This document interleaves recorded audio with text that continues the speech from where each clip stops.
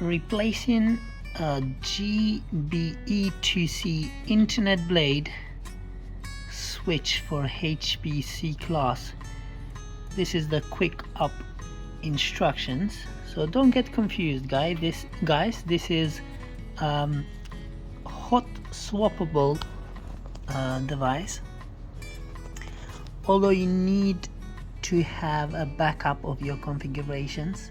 This, once you remove it and then put the new one, although on some instructions says that it will take the configuration, this will not take the configuration, so you need to have a backup.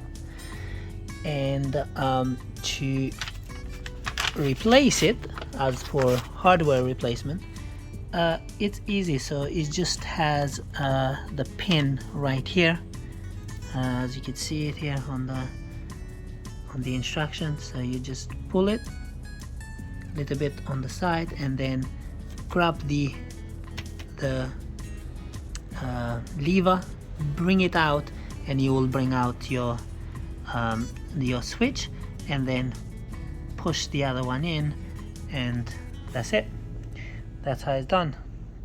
Thank you.